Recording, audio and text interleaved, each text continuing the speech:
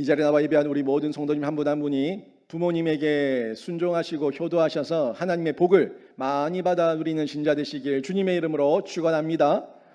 아이고 뭐 이렇게 얘기하면 아이고 우리 부모님은 다 돌아가셨는데요.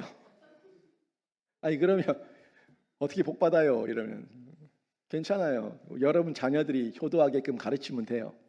여러분 자녀들이 또 복 받는 게 부모들의 기쁨 아닙니까? 여러분 자녀가 복을 많이 받기를 원하신다면 여러분 자녀들이 부모에게 효도하게끔 미리 신앙으로 잘 양육하고 교육하면 됩니다.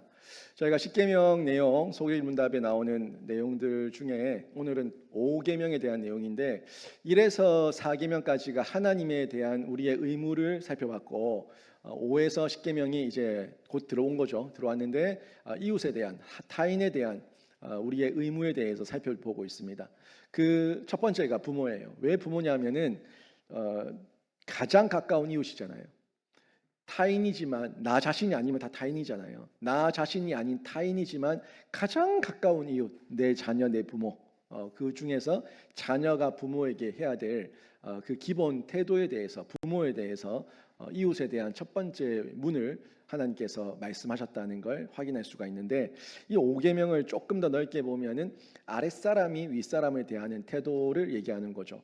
부모에게 공경하지 않는 사람이 저 밖에 나가서 옆집 아저씨한테 예의 있게 하겠습니까?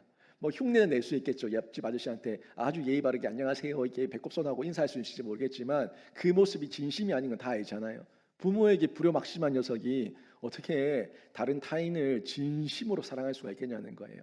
그러니까 이웃을 사랑한다는 그 첫 번째 하나님의 그 계명 앞에 순종하기 위해서 첫 번째로 부모에게 순종할 수 있는 사람이 그 기본 태도를 갖춘 사람이 진짜 이웃을 사랑할 수 있는 사람이기 때문에 하나님께서 5계명 내 부모를 공경하라 이렇게 명령하고 있음을 확인할 수가 있습니다.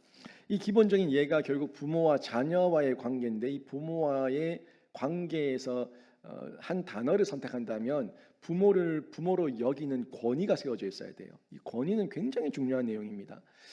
목사의 권위가 세워져 있어야 되고 부모의 권위가 세워져 있어야 되고 교사의 권위가 세워져 있어야 되고 통치자의 권위가 세워져 있어야 돼요. 이 권위는요 매우 중요한 부분인데 하나님께서 이 권위를 주신 거예요. 일부 사람들에게 사람을 돌보고 보호해야 될 책임이 있는 자에게 주신 권한을 이걸 권위라고 얘기하고 이걸 위임한 건데 자기로부터 발생한 권한은 아닙니다. 하나님께서 잠시 우리에게 맡기신 위임된 권한이고 임시적인 권한이에요. 그래서 이거는 하나님을 대리하는 역할입니다. 부모도 마찬가지인데요. 부모가 아이를 평생 손에 쥐고 좌지우지합니까? 어릴 때는 엄마가 가라면 가고 앉으라면 앉고 누우라면 눕고 자라면 자죠. 근데 그 아이들 몇 살 때까지 그러던가요? 그 아이가 조금만 크고 나면요 엄마 말 안 들어요.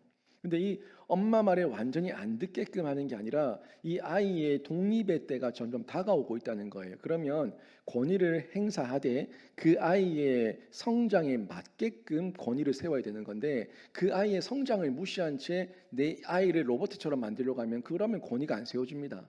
권위를 내 스스로가 막 무시한 내 스스로가 부모 스스로가 이걸 박살을 내는 거예요. 부모의 권위는 엄마가 시키면 무조건 해. 이 아이를 로봇으로 만드는 게 아닙니다. 그 아이에게 기본 질서를 가르쳐서 그 아이의 본질과 사명에 따라서 정체성에 따라 자기의 본분을 다할 수 있도록 하는 것 이게 부모의 권위예요. 그래서 아이들이 초등학교 때, 중학교 때, 고등학교 때 부모가 관여하는 바가 당연히 줄어들어야 됩니다. 왜? 자율적으로 할 수 있으니까. 대학생이 되고 이 아이들이 청년이 되고 결혼을 하고 나면 이제는 독립을 했기 때문에 결혼한 이후부터는 그 아이가 스스로 모든 책임과 권한과 또 의무를 다하면서 살아갈 수 있게끔 독립시켜줘야 되는 거예요. 애가 문의를 하고 조언을 구할 때는 가르쳐주고 지도할 수 있겠지만 그 범위를 벗어나서 부모가 개입하는 것은 그건 월권입니다. 그래서 이 권위라는 것은 영원한 게 아니라 일시적으로 하나님께서 나에게 위임하신 영역이기 때문에 그 위임한 시간, 그 기간만큼만 행사할 수가 있는 거예요. 제가 여러분에게 담임 목사입니다. 그래도 아무튼 여러분이 저를 담임 목사로 인정을 하고 또 저를 통해서 매주 말씀을 듣고 또 양육 교육 훈련을 받으면서 그래도 영적인 지도자로 여러분이 저를 인정하잖아요. 근데 제가 이거 언제까지 하냐고요? 언제까지 여러분에게 제가 영적 권위를 행사하겠습니까? 저는 이 강단에 있을 동안만 하는 거예요. 이 강단 내려오고 나면 저는 더 이상 여러분에게 영적 권위를 행사할 수가 없습니다. 하나님께서 보내신 또 다른 목사가 있고 또 위임된 목자가 생긴다면 그 목자의 권위에 순종하는 게 당연한 거죠. 이거는 모든 면에서 내가 하나님께 대리자로서 잠시의 기간 동안만 행사를 하는 거기 때문에 영원을 얘기할 수가 없는 영역이에요. 이 땅의 모든 권위가 다 그렇습니다. 그래서 실질적으로 이 모든 권위, 위임된 권위를 통해서 우리가 바라봐야 되는 것은 최종적으로는 하나님이에요. 하나님을 존중하고 하나님을 순종하고 만유의 주가 왕 되신 분이 우리 주님이시고 우리 하나님이시라는 그 권위를 하나님이 다 가지고 계시는데 일부러 위임하고 일시 동안 위임했다는 걸 우리가 잊지 않아야지. 저도 겸손하게 그 권위를 행사하고 여러분도 저를 통해서 사람에게 하는 것이 아니라 하나님을 대하듯이 그렇게 교회의 질서와 권위 안에서 순복할 수가 있는 거예요. 교만하고 또 자만해 버리면은 서로 간에 이런 교만과 자만의 죄가 들어오게 되면은 저는 경거망동하게 되고 여러분은 또 월권을 하면서 하나님을 대적하는 이런 죄를 범할 수 있기 때문에 항상 여기에 이 긴장감을 가진 채 우리가 주님을 집중해서 봐야 된다는 거죠. 아무튼 이런 대리에 대한 영역들, 위임된 영역들은 여러 곳곳에서 볼 수가 있는데 가정에서 자녀의 권위자로 부모에게 위임하신 영역이 분명히 있습니다. 또 결혼을 한 이후에는 아내에게 아내의 권위자로 남편을 세우셔서 남편을 가장으로 머리로 세우셨지 않습니까? 그런 부분에서도 가정의 권위를 남편에게 그 세대주에게 신앙 세대주에게 위임한 영역이 있다는 거예요. 또 국가 같은 경우에는 국민들에게 그 권위자로 통치자들을 세우셨죠. 백성들의 통치자, 국민들의 통치자로 하나님께서 이 나라의 이 모든 국가와 나라와 민족과 열방의 주인은 하나님이신데 그 통치자들에게 일부러 위임하셔서 맡기신 거예요. 그래서 우리가 국가의 질서나 이런 범위와 영역 안에서 우리가 순종하죠. 따르고 있지 않습니까? 국가가 의무를 제시하고 납세 의무를 지우고 국방의 의무를 지우고 이런 의무를 지우면 우리가 순종하는 거예요. 당연히 해야 될 본분이니까 하는 부분입니다.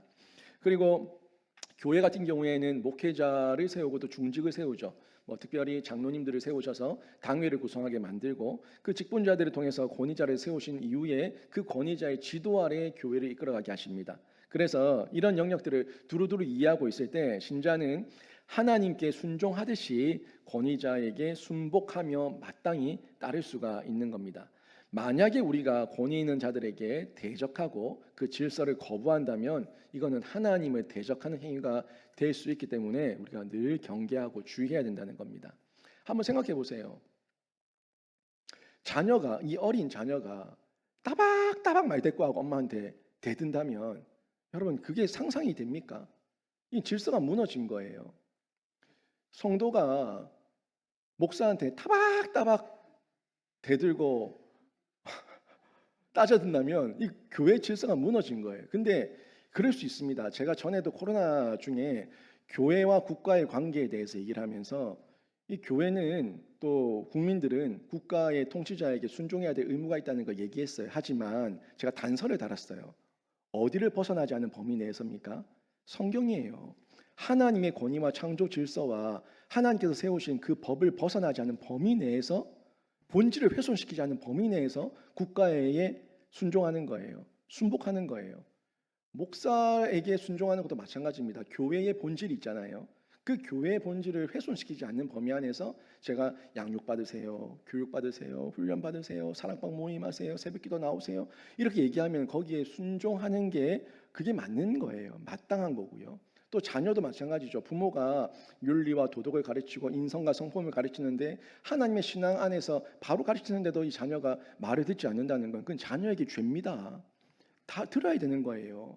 반드시 들어야 되는 거예요. 따박따박 대들 때 거기에 열받을 게 아니라 그 아이는 그렇게 하면 안 된다는 걸 다시 위험 있고 권위 있게 가르쳐야 되는 거예요.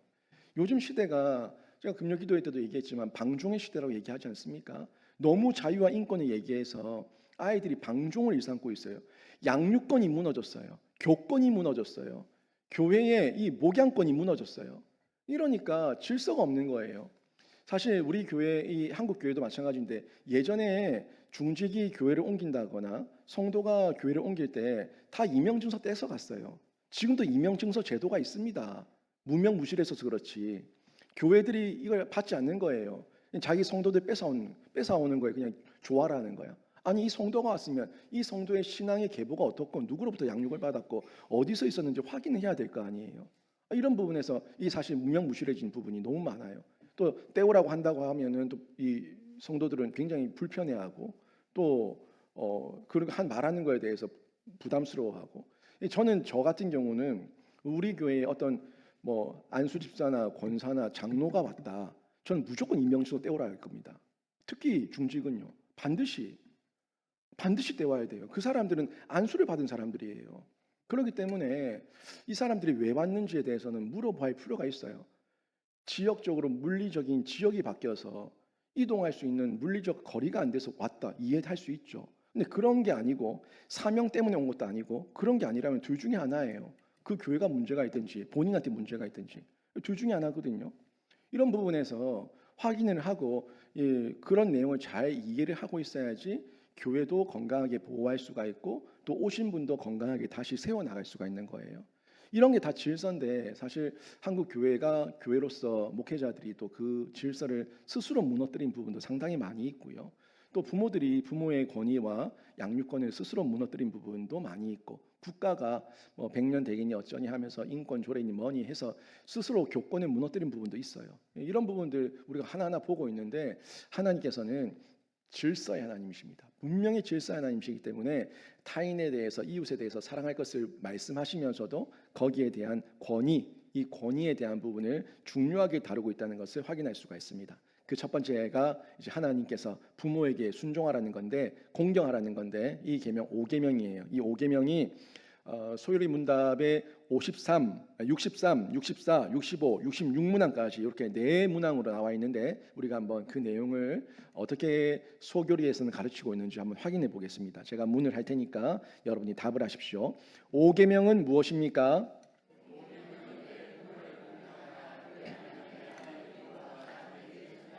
내 생명이 길리라입니다. 5계명이 요구하는 것은 무엇입니까?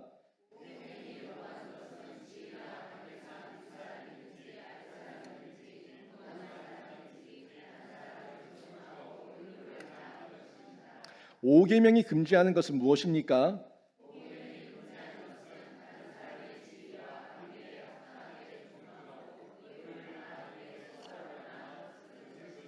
자, 마지막 오계명을 주신 이유는 무엇입니까?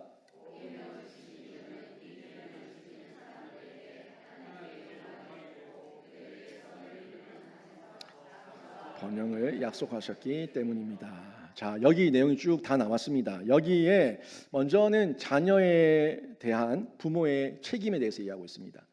자녀에 대해서 자녀는 의무가 있죠. 의무가 있지만 의무를 강요하기 전에 부모가 책임을 다해야 돼요. 의무를 모르는 것은 누군가 가르치지 않았기 때문에 그런 겁니다. 누군가에게 배워야지 의무를 알지, 그렇죠? 그 의무를 배우기 위해서는 권한 있는 자가 책임 있게 그 의무가 뭔지 가르쳐야 될 내용이 있다는 거죠. 사명이 있다는 거예요. 그래서 이 가정은요, 이 땅에 가장 먼저 생긴 최초의 기관입니다. 이 국가보다 먼저 생겼어요. 에덴 동산에는 나라가 없었습니다. 그냥 거기는 하나님 나라였고 하나님께서 특별히 에덴 동산에 만드신 최초의 기관이 가정이라는 기관을 만드셨다는 걸 저희가 성경을 통해서 확인할 수가 있는데 하나님께서 가정에 부여하신 역할이 있다는 겁니다.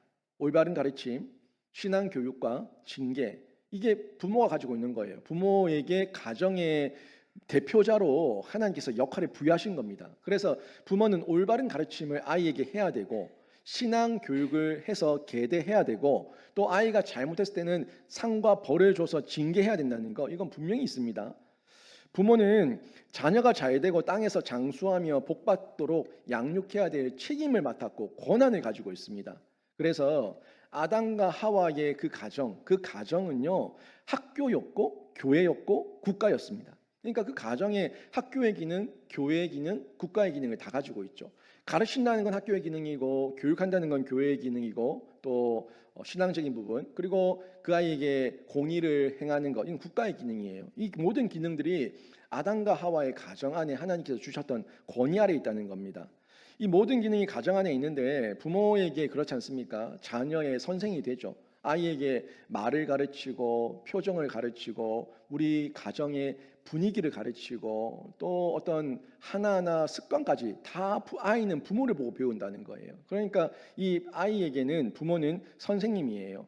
그리고 인생 최초의 선생님이자 부모이기 때문에 부모가 어떤 말을 쓰냐에 따라서 그 말도 모국어도 배우고요. 또 신앙도 배우고 생활 규범도 배우고 하나하나 다 배워 나갑니다. 그래서 우리가 아이들을 가르친다는 것은 결국에 나부터 먼저 잘 살아내야 된다는 걸 다시 한번 생각하게 되죠. 나는 개판으로 살면서 내 아이는 잘 자라기를 바란다. 이거는 말이 되지 않습니다. 부모가 책상에 늘 앉아 있으면 아이들은 책상에 앉아 있을 거예요. 부모가 늘 어떤 미디어에 빠져 있으면 아이도 미디어에 빠져 있을 겁니다. 부모가 신앙 가운데 성경을 가까이 하고 있으면 아이도 신앙 가운데 성경을 가까이 하게 될 겁니다. 그 좋은 예가 희준이에요. 희준이는 혼자서 설교한다고 난리예요. 지가 뭔 설교를 그렇게 준비한다고 그 사무실에 앉아 있는 사람들이 끄집어내고 나오라고 내 바쁘다고 내 설교 준비해야 된다고. 네가 뭔 설교를 준비하냐. 아니, 뭘 만졌는지 자꾸 성경 권사님이 그 책상에 지문 인증도 해야 되고 뭘 해야 되는데 자꾸 뭐가 사라지고 해서 제가 유기영 장로님한테 이 계정을 딴 거에 넣으라고 딴 거 두 개로 바꿔 두 개로 나눠가지고 우리 쓰는 계정 손대지 못하게 하라고 내가 그랬었는데 이렇게 자꾸 사람들이 뭐 이게 만지는데 하여튼 우리 아이의 모습을 보면은 늘 엄마 아빠는 그냥 말씀 보고 있고 기도하고 있고 신앙 가운데 있는 것만 보니까 그게 자기들은 지한테는 자기의 재미 놀이인 거예요. 놀이. 주보를 만들어서 태권도 학원을 가요. 태권도 관장님 축도, 관모님 기도 뭐 해놓고 하여튼 주보를 만들어서 태권도 학원에 가야 된대요. 하여튼 웃겨요. 이게 근데 이거를 그 사람들이 봐도 야, 이 집은 교회 문화권이구나 하는 걸 그냥 보이는 거죠. 그 문화권이 그 아이의 말투와 행동과 삶을 통해서 부모의 문화권이 아이를 통해 투영됩니다. 이거 여러분 굉장히 무서운 거예요. 그래서 내가 어떤 신앙으로 일상을 살고 있냐는 결국 우리 아이에게 전달되고 있는 통로가 된다 하는 걸 기억할 때에 책임과 권한을 다할 수가 있습니다. 사람은요 그냥 내버려 두면 본성상 죄인이기 때문에 악한 길을 가게 되어 있습니다. 부모가 안 가르쳐도요 가만히 내 새끼 내버려 두면 지옥 가게 되어 있습니다.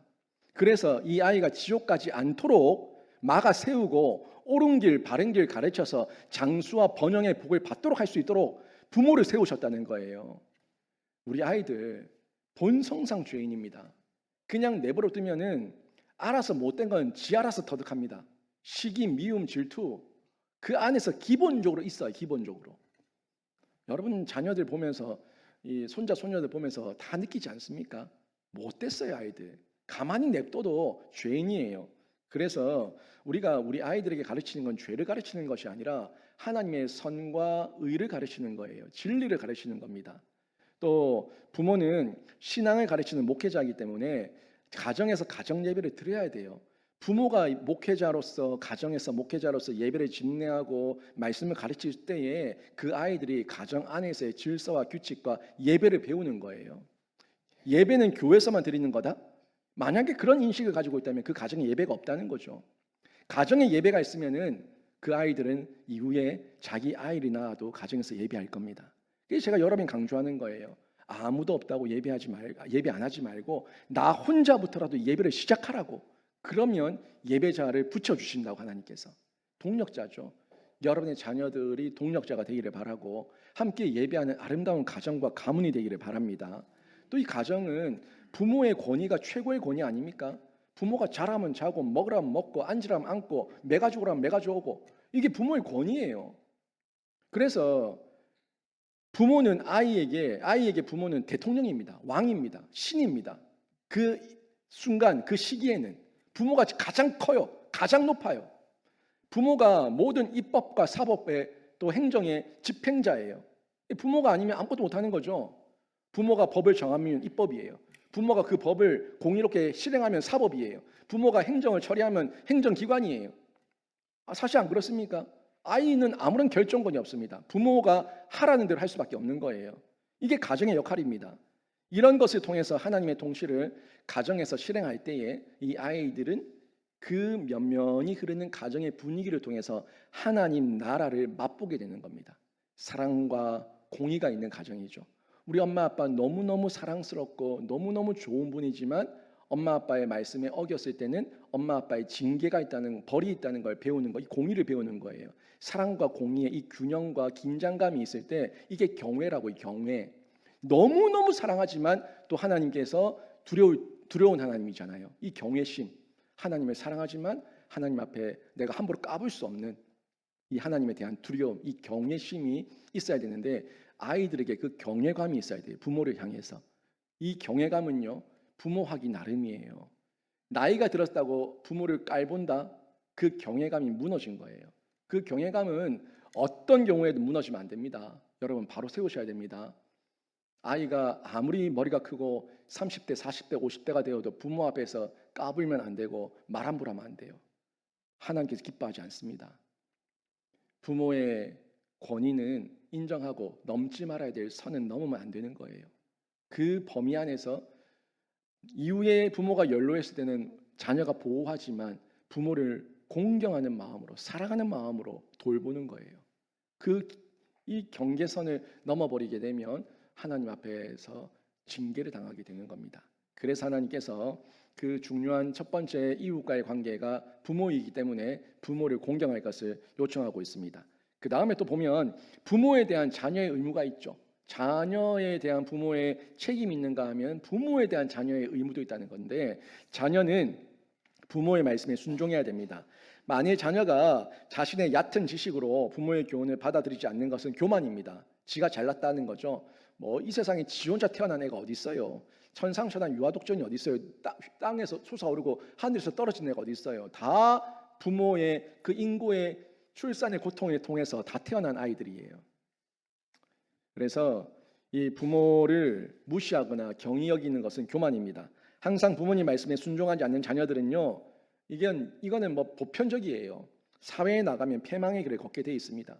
부모를 공경하지 않는 자가 이웃 사람들과 이웃 상사들을 존중하겠습니까? 정말 사랑으로 대하겠습니까? 그런 일은 일어나지 않습니다. 흉내는 낼 수 있다고 얘기했어요. 하지만 흉내는 얼마 먹어서 다 뽀록납니다. 다 들통납니다. 그러면 결국에 자기의 민낯이 드러나고 인정받지 못해요. 사람에게 인정받기 위해서는요, 하나님 앞에서 그리고 부모 앞에서 공경과 사랑의 그 진심을 다하는 사람들, 그 사람들이 세상의 사람들, 직장에서도 인정을 받는 거예요. 안 그러면 패망의 길을 걷습니다. 자녀가 복받기를 원하는 부모라면 자녀가 부모에게 순종하도록 가르쳐야 되고요. 자녀도 지가 복받기를 원하면 부모에게 순종함을 배워야 됩니다. 하나님께서 말씀하셨던 부모에 대한 공경, 이게 결국 다 복과 연관되잖아요. 장수의 복과 번영의 복과 연결되잖아요. 정말 복받기를 원한다, 내 자녀가. 정말 내가 복받기를 원한다. 그럼 내 자녀에게 부모 공경을 가르쳐야 돼요. 내가 부모를 공경해야 돼요. 그래야지 복을 받는 겁니다. 그러면 부모가 명령하는 것은 무조건 순종해야 됩니까? 이런 어떤 질문도 있을 수가 있는데, 이거는 제가 전에 말씀드렸던 교회와 국가의 관계가 똑같아요. 같은 맥락인데요. 부모가 명령하는 걸 무조건 순종하는 건 아니죠. 부모가 가서 저 사람 죽이고 와라, 죽이고 올 겁니까? 부모가 가서 저기 도둑질하고 와라, 도둑질할 거예요. 그런 건 순종하면 안 됩니다. 할 수도 없고, 그런 명령을 내리는 부모는 잘못된 부모고 어긋난 부모예요. 더 이상 부모로서의 그 책임과 권한과 권위를 박탈당한 겁니다. 그런 건 시키면 안 되는 거죠. 시킬 수도 없고. 부모는 하지만 죄인이기 때문에 바르게 가르친다고 하지만 감정적일 수 있어요. 부모가 잘하려고 노력은 했지만 인간이기 때문에 연약할 수 있어요. 그래서 아이를 훈육한다는 명분을 가지고 매를 때리는데, 이 매가 사랑의 매가 아니라 감정의 매가 되어서 막 휘두를 수도 있다는 거예요. 그래서 이런 부분들을 저희가 잘 간파를 하고 잘 보셔야 되는데, 가르침이 잘못됐을 경우에는 우리가 그런 부분에 있어서 걸러낼 수 있어야 됩니다. 근데 어릴 때는 이걸 걸러낼 수 있는 능력이 없어요. 이건 조금 컸을 때, 신앙적으로 자랐을 때 가능한 영역이죠. 특별히 부모가 하나님을 섬기는 일에 대해서 반대하는 경우가 있죠. 너 교회 가지 마라, 너 예수 믿지 마라, 이렇게 얘기하는 경우, 이런 경우는 순종할 수 없습니다. 사실 어릴 때는 아예 어떤 자신의 어떤 이 판단력이, 분별력이 세워져 있지 않다 보니까 부모가 말하는 것을 곧대로 따를 수밖에 없죠. 그러니까 영아 유치부 아이들 같은 경우에는 부모가 안 오면 오지 않는다고요. 근데 초등학생 넘어가고 이제 중학생, 고등학생 되면은 부모가 컨트롤할 수 있는 범위를 점점 벗어나면서 독립을 해 나가고 있는 과정 중이기 때문에 자기만 내가 하나님을 믿겠다, 하나님을 따르겠다고 의지적으로 결단하면은 얼마든지 나올 수가 있습니다. 하나님께 나올 수 있다는 거예요.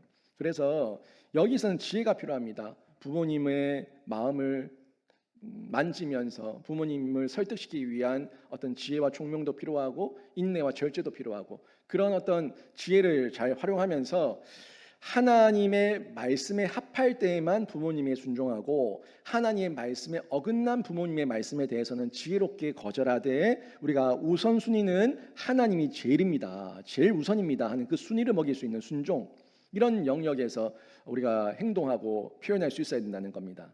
그래서 부모님의 이 명령과 하나님의 명령이 충돌하는 상황이 발생했을 때는 누구를 따라야 됩니까? 당연히 하나님이 우선순위입니다. 하나님의 법, 하나님의 말씀 앞에 따르는 것이 우선순위고요. 그리고 하나님의 말씀에 어긋나지 않는 범위 안에서의 부모님의 말씀이라면 당연히 순종하는 것이 옳다는 겁니다. 부모가 교회 가라고 하는데 싫어요. 부모가 신앙과 미래와 비전을 위해서 공부하라고 하는데 싫어요. 부모가 좋은 성품과 인성을 가르치기 위해서 하라고 하는데 싫어요. 그거는 그 아이들에게 저주받은 짓이죠. 이거를 아이들에게 지혜롭게 가르쳐서 아이들이 멸망으로 가는 길을 돌이켜 세우는 것, 이것도 부모에게 필요한 큰 고민이고 지혜입니다. 지혜가 필요한 거예요. 그 아이들의 굳은 마음, 그 아이들의 상한 심령, 그 아이들의 하나님 없는 이 왜곡된 마음, 부모로서 어찌할 바가 없다고요. 그러니까 아이가 어릴 때부터 그 아이에게 신앙을 잘 계대하는 게 최우선이고, 그게 안 됐을 경우에는 하나님께 간구하면서 하나님, 제가 그래도 이 아이의 부모인데 제가 그 권위의 시절을 놓쳤습니다. 지금 이 아이에게 권위가 없어서 이 아이가 말을 듣지 않는데 하나님, 제가 어떻게 해야 되겠습니까? 정말 처절하게 하나님 앞에 지혜를 구하며 총명을 구해서 그 아이들을 어떻게든 돌이킬 수 있도록 간구해야 되는 거예요. 그렇다고 아이가 지 맘대로 한다고 니는 지옥 가라 난 천국 갈란다 하고 내버려 두는 거, 이것도 부모의 도리가 아니잖아요. 이러지도 저러지도 못하는 부모의 갈등이고 고민이에요. 자녀들에게 정말 복받기를 원한다면 하나님 말씀에 말씀하시기를 부모에게 순종하는 것이 이게 장수하고 번영하는 복의 비결이라는 걸 가르쳐 줘야 되는 거예요. 이 아이들이 저주가 무서운 줄 모르니까, 지옥이 무서운 줄 모르니까, 하나님의 그 징계가 무서운 줄 모르니까 까부는 거거든요. 진짜 몽둥이 들고 매질 한번 당해보고 나면 그제서야 손 싹싹싹 빌 건데, 그죠? 이제는 그 권위가 무너져서 그 아이들에게 매도 못 되잖아요. 매 때리면 신고해요. 엄마가 때린다고, 아빠가 때린다고. 그러면 경찰이 온다고요, 경찰이. 기가 막힌 일을 당하고 있는 거 아닙니까? 부모님의 말씀이 하나님의 말씀에 어긋나지 않다면 순종하는 것, 이게 성경이 가르치고 있는 부모 공경의 원리입니다. 또한 부모가 늙어서 경제력이 없으면 그때는 자녀가 부모를 잘 모시고 생활에 어려움이 없도록 하는 것, 이것도 자녀에게 주어진 의무고 책임이에요. 또한 부모님의 외로움을 생각하면서 항상 돌봐야 되는 것. 부모님은 나이가 들면 나이가 들수록 외로울 수밖에 없어요. 사람이라는 게 마음이 외로워요. 공허하다고요. 하나님께서 채우시지만 사람이라서 기복이 있다고요. 하나님 은혜 있을 때는 괜찮다가도 갑자기 늙은 내 모습을 보고 거울을 보고 나면 갑자기 밀려오는 그 공허함과 허전함이 있다고요. 이런 모습들을 자녀가 헤아리는 거죠. 자녀가 헤아리면서 그 부모의 말씀 앞에 순종하고 또 부모님의 그 외로움을 달래드리고 하는 부분, 자녀가 당연히 가져야 될 역할입니다. 하지만 부모도 죄인이기 때문에 자신의 화를 참지 못하고 노여워하거나 자식을 야단치는 일이 있기 때문에 이런 부분에서 또 부모를 이해할 수 있는 사랑도 아이들에게 있어야 돼요. 아이들한테 흔히 얘기하는 쓴뿌리, 그 부모에 대한 쓴뿌리가 다 있잖아요. 엄마 때문에, 아빠 때문에 이를 부득부득 갈고, 그 엄마만 아니었으면, 아빠만 아니었으면. 맞아요. 엄마만 아니었으면, 아빠만 아니었으면은 뭐 내가 이러지 않았을 수도 있겠지만 나는 태어나지도 않았어요. 그 부모가 아니었으면 하지 말고 그 부모의 연약함과 잘못됨을 나는 어떻게 받아들였고 나는 어떻게 대처했는가, 이것도 한번 생각해 봐야죠. 부모에게 잘못이 있다면 나에겐 잘못이 없겠습니까? 다 잘못이 있다는 거죠. 그런 부분에서 연약함은 인정하되 하나님 말씀 앞에서 우리가 복받기 위한 순종이라는 영역을 잘 선택하고 또 그 범위와 범주를 정해서 부모를 노엽게 하지 않는 것, 자녀를 노엽게 하지 않는 것, 이런 지혜를 터득해 나가야 되는 겁니다. 성경은 잠언 12장 1절에 이렇게 말씀하고 있어요. 부모의 징계와 꾸지람을 싫어하는 자는 짐승과 같다고 얘기했습니다. 잔소리한다고 부모 싫다고 입 다물라고 엄마 저리 가라고 아빠 저리 가라고 말 함부로 하는 녀석들, 진짜 옛날 같으면 엄청 맞았겠죠. 이 짐승이에요, 짐승. 부모의 징계와 꾸지람을 싫어하는 자들, 성경은 짐승과 같다고 얘기하고 있습니다. 여러분, 우리가 이런 짐승을 키우면 안 되죠. 이런 짐승을 우리가 낳으면 안 됩니다. 우리는 사람을 낳았고 신자를 키우는 하나님의 그 책임을 맡은 부모들이에요. 사람은 사람답게, 신자는 신자답게 양육하며 신앙으로 잘 키워서 하나님 나라의 일꾼을 만들어야 되는 겁니다. 그래서 하나님께서 이웃과의 관계, 우리가 나가서 세상의 빛과 소금인데 세상의 빛과 소금이 되기 위해서 제일 먼저 부모를 공경하는 게 처음이다. 그게 최우선이다. 이웃과의 관계에서 이 영역을 강조해서 언급하고 있는 거예요. 그리고 그렇게 했을 때, 부모를 공경했을 때 결과가 뭐냐 하는 부분을 오늘 5계명에서 말씀하고 있지 않습니까? 5계명에서 5계명 내 부모를 공경하라는 내용을 잘 지킨 사람들에게 장수와 번영의 복을 주시겠다고 말씀하고 있는 거예요. 오해하지 말 거는요, 이 땅에서 장수하지 못하거나 번영하지 못하는 사람은 모두 다 부모님께 불효했기 때문이 아닙니다. 만약에 그렇게 따진다면 저희 아버지는 40대 초반에 돌아가셨으니까 저희 아버지는 굉장히 불효자죠. 저희 아버지 부모님에게 잘하셨어요. 그러니까 이 부분을 그렇게 장수와 번영의 복을 문자적으로 무조건 다 해석할 건 아니지만 여기서는 하나님의 섭리가 있어요. 부모에게 잘한 효자임에도 빨리 데려가실 때가 있고요. 또 불효한 사람인데도 오래 살 때도 있어요. 그 섭리를 우리가 다 헤아리지 못하지만 하나님께서 그 섭리 안에 특별한 연단과 계획이 있다는 건 우리가 다 알지 못하지만 뜻이 있을 것이라는 걸 헤아리고 우리가 하나님께 맡기는 영역이고요. 보편적인 통상적인 하나님의 복의 선언 속에서 우리가 봤을 때 5계명을 주신 이유, 이걸 보아야 되는데 5계명을 주신 이유는 그냥 부모에게 잘하라는 것이 아니라 부모에게 잘함을 통해서 결국에 궁극적으로 하나님께 영광이 되라는 거예요.